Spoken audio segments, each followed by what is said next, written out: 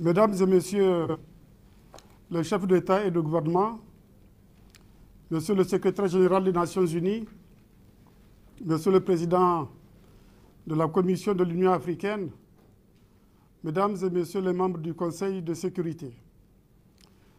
je tiens avant tout à saluer cette importante initiative de Son Excellence Cyril Ramaphosa, président de la République d'Afrique du Sud et président en exercice de la Commission de l'Union africaine. Son leadership au Conseil de sécurité durant ce mois de décembre saura, je ne doute pas, répondre aux attentes de l'Afrique et de la communauté internationale. J'étends ces félicitations à l'Allemagne, à la Belgique, à la République dominicaine et à l'Indonésie, membres sortants du Conseil de sécurité,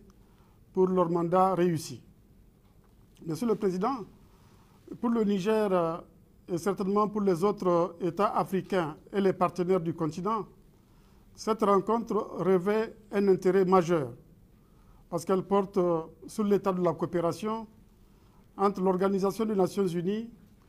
et les organisations régionales et sous-régionales, notamment l'Union africaine. Nous ne doutons pas que les réflexions et les échanges de haut niveau que nous aurons aujourd'hui seront d'un apport très précieux dans la prise en charge effective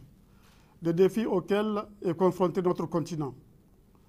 Comme vous le savez, l'Afrique occupe une place importante sur l'agenda du Conseil de sécurité ces dernières années. Aujourd'hui, les statistiques indiquent que plus de 50% de son agenda et jusqu'à 70% des situations de paix et de sécurité sous le chapitre 7 de la Charte concernent des pays africains. C'est une triste réalité qui commande une attention particulière et qui appelle à une coopération appropriée ainsi qu'à des actions décisives et coordonnées de l'Union africaine et des Nations unies dans l'accomplissement de leur mandat en matière de prévention et de règlement de conflits, de consolidation de la paix, du développement et du renforcement des capacités des pays dans tous les domaines. C'est pourquoi nous avons accueilli favorablement les conclusions des 14e consultations entre le Conseil de sécurité de l'ONU et le Conseil de paix et de sécurité de l'Union africaine,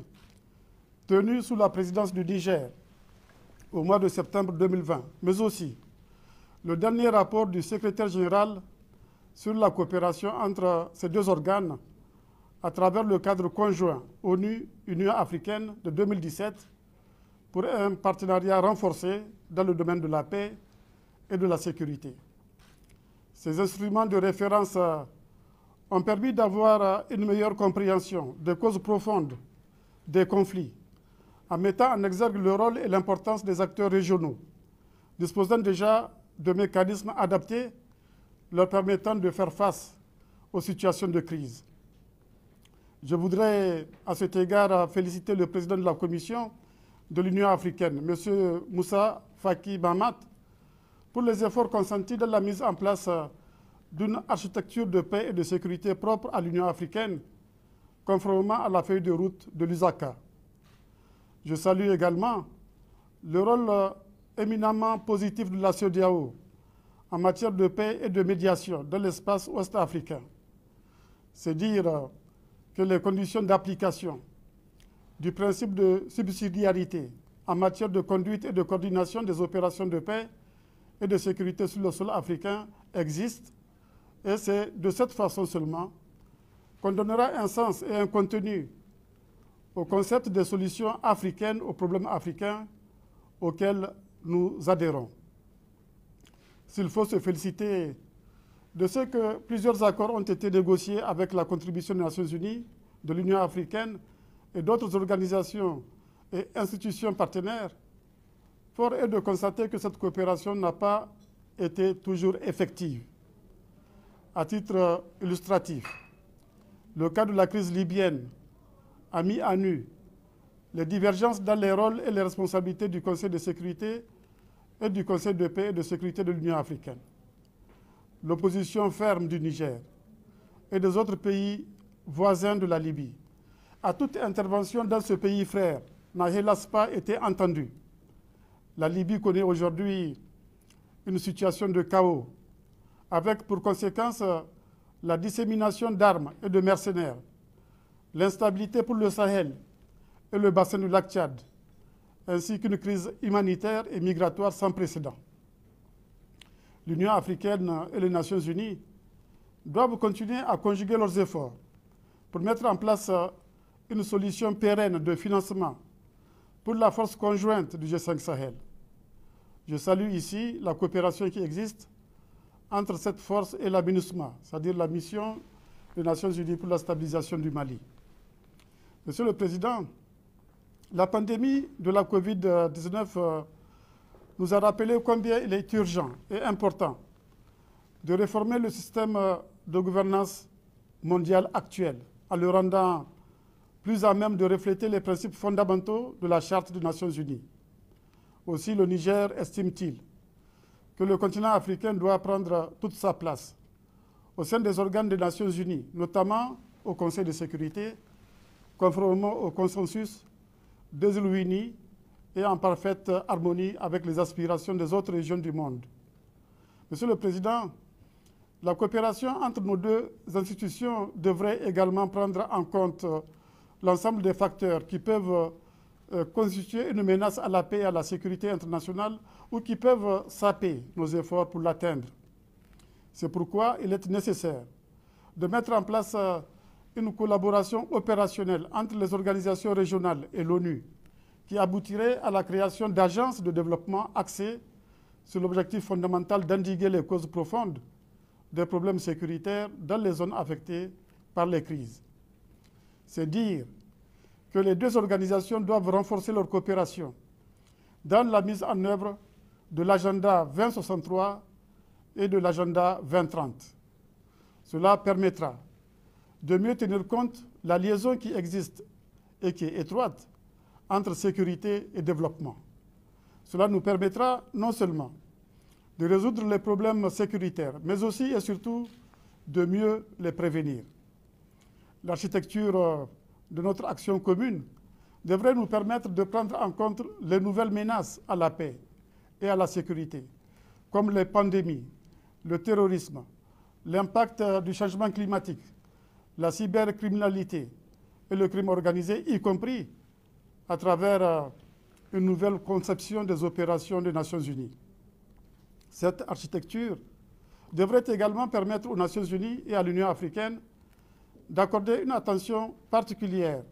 aux questions de la jeunesse, des femmes et des enfants. Pour ce faire,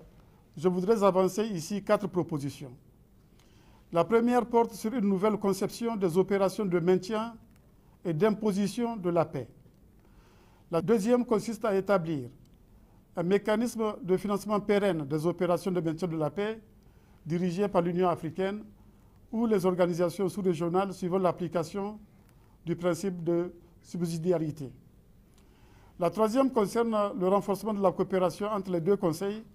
en mettant l'accent sur une harmonisation de leur agenda et des objectifs à atteindre au moyen des rencontres plus régulières. La quatrième, enfin, comme je l'ai mentionné précédemment, consiste à veiller à ce que les pays africains jouent un rôle central dans les discussions et le processus de prise de décision du Conseil, dans la mesure où les questions africaines constituent la majorité des sujets traités par cet organe. Je vous remercie, mesdames et messieurs, de votre aimable attention. Ce débat de haut niveau du Conseil de sécurité sur la coopération entre l'ONU et les organisations régionales et sous-régionales africaines a réuni par visioconférence, outre le secrétaire général de l'ONU, Antonio Guterres, le président de l'Union africaine, Cyril Ramaphosa, le président de la Commission de l'Union africaine, Moussa Faki Mohamed, plusieurs chefs d'État et de gouvernements africains, dont le président nigérien Issoufou Mahamadou. Le renforcement du partenariat stratégique entre l'ONU et l'Union africaine était au centre des échanges. Les chefs d'État et de gouvernement africains ont présenté une vision convaincante de la paix et de la sécurité à travers l'initiative phare Faire taire les armes en Afrique et le plan directeur de Lusaka. L'Organisation des Nations Unies s'est employée à soutenir ces initiatives de plusieurs manières concrètes, notamment grâce à une assistance technique apportée aux capacités de médiation et de désarmement, y compris l'exécution conjointe en 2020 de l'initiative Mois de l'amnistie africaine dans 7 pays, au partenariat avec l'Union africaine pour créer le réseau des femmes d'influence en Afrique et ses 27 chapitres nationaux, ou encore à l'investissement dans les activités d'autonomisation des jeunes, y compris l'éducation à la paix. Je suis également heureux de constater l'élargissement du rôle du soutien opérationnel joué par l'ONU, qui devient non seulement un partenaire, mais aussi un prestataire de services pour l'Union africaine. La relation entre l'ONU et les organisations régionales, faut-il le rappeler, est définie dans le chapitre 8 de la Charte des Nations Unies. Aussi, les différents intervenants ont reconnu dans leurs exposés respectifs qu'un partenariat solide entre l'Union africaine et l'ONU est essentiel pour trouver des solutions efficaces aux problèmes de paix et de sécurité de plus en plus complexes auxquels l'Afrique fait face. Les participants ont évalué les progrès accomplis dans la mise en œuvre de l'initiative Faire taire les armes, les efforts de lutte contre la pandémie du Covid. Au terme de cette visioconférence, l'ONU et l'Union africaine ont promis de se consulter davantage pour prendre leurs décisions et ce faisant parvenir à une cohérence dans la recherche des solutions aux problèmes que rencontre l'Afrique en matière de paix, de sécurité, de santé et de développement.